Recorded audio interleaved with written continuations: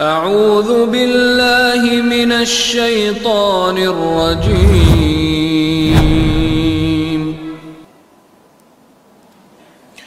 Bagaimana meyakini diri bahwa Allah pasti punya rencana yang terbaik untuk setiap hambanya? Oh, ayatnya jelas ya. Wa asa an takrahu syai'an apa? Wa yaj'alullahu fihi khairan katsiran. Bisa jadi kamu itu benci sama sesuatu, tapi Allah jadikan buat yang kamu benci itu di dalamnya terdapat apa? Kebaikan buat kamu yang sangat banyak. Jadi tidak ada yang perlu dikhawatirkan untuk masa depan selama kita yakin sama rencana Allah. Ya. Coba sekarang kamu renungi dulu sama sekarang. Bukankah engkau hidup di atas nikmat Allah? Apakah ada ya kedzaliman yang Allah buat untuk kita? Terkadang jamaah kita ini ya murka, padahal kita ini lagi diselamatin sama Allah Subhanahu wa taala. Terkadang kita tidak suka, oh, kenapa? Padahal Allah itu lagi mau selamatin kita dari malapetaka. Tapi kadang kita tidak senang. Kakek ana dulu sering keluar negeri, pergi ke sini, pergi ke sana. Suatu hari sudah datang di check-in counter, mau berangkat, mau take off, mau naik pesawat, ditolak sama check-in counter. Loh, masih ada waktu katanya. Tidak bisa Pak, sudah tutup, sudah buru-buru berangkat. Maksa, oh harus ribut, tidak bisa. Ditutup, dihalang-halangi, tidak bisa. Pesawatnya take off dan tidak pernah landing. Kecelakaan pesawatnya. Itu sujud syukur jemaah. Dan kisah seperti ini banyak. Dan kita harus banyak belajar dari orang-orang yang sudah punya pengalaman hidup. Tanya sama dia kesulitan hidupnya apa. Salah satu yang hadir sekarang di sini ya, di kalangan para ibu-ibu, ana pernah tanya langsung ke beliau ya, bagaimana kehidupan dia ya, sudah berumur 76 tahun beliau hadir di sini sekarang. Ana tanya langsung ke beliau ya, punya anak 3, ditinggal suaminya pilot, pesawatnya jatuh hilang, suaminya tidak pernah kembali, ibu masih umur 36 tahun, anaknya paling tua umur 12 tahun. Ibu ini meyakini sesuatu saja, pasti Allah kasih rezeki anak-anak yatim saya ini. Dan sekarang anak-anaknya semuanya sudah berkeluarga, punya anak, punya istri, cucu-cucunya sudah ada 5 orang, ada yang jadi pilot, ada yang jadi pengusaha dan lain-lain. Hidup ada cobaan jamaah ya. Itu untuk supaya jelas kita ini beriman atau tidak. Lolos ujian itu tidak. Diuji sama Allah.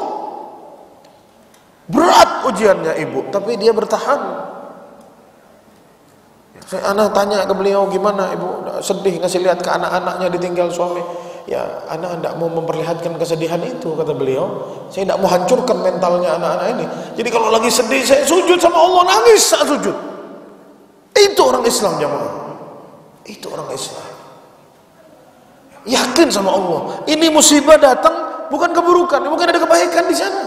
Kebaikan untuk si mayit, kebaikan juga untuk yang ditinggal. Cuman kadang kita ngelihatnya buruk, terkadang. Tapi mungkin di dalamnya banyak kebaikan yang kita tidak tahu. Dan setiap kita punya masalah yang kita lalui. Ya.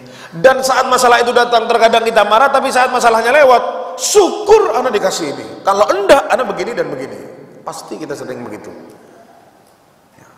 Jadi saran anak, jangan buru-buru untuk memvonis, oh ini keburukan, oh saya ragu sama Allah SWT. Tidak bisa. Kalau kita yang masih bayi saja, lahir dari perut ibu, langsung bisa menyusui ke ibu tanpa diajarkan oleh siapapun. Siapa yang ngajarin? Yang buat langsung. Terus masihkah kita tidak yakin kepada Allah Subhanahu wa taala? Ya. Barang-barang yang tidak mungkin Allah jadikan mungkin.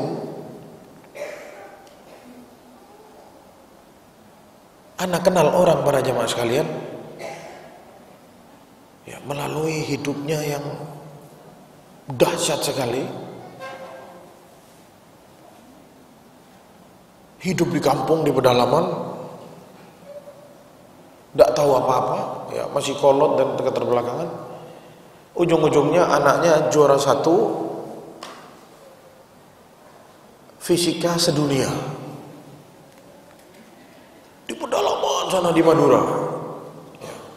Kebetulan beliau kakak kelas sana dulu, SMP negeri, juara 1 fisika sedunia.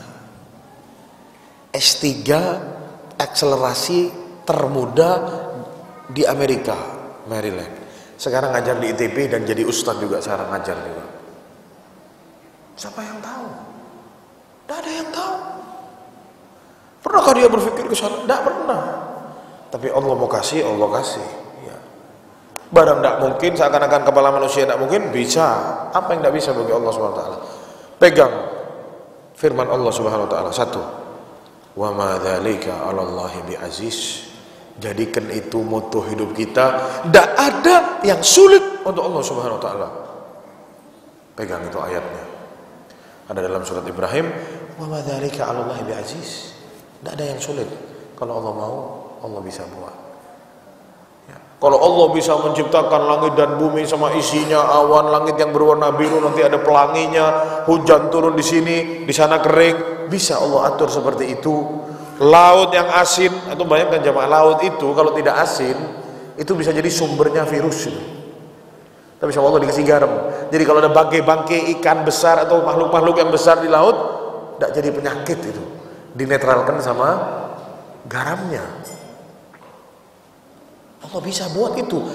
Terus Allah tidak bisa buat kita bahagia? Tidak mungkin.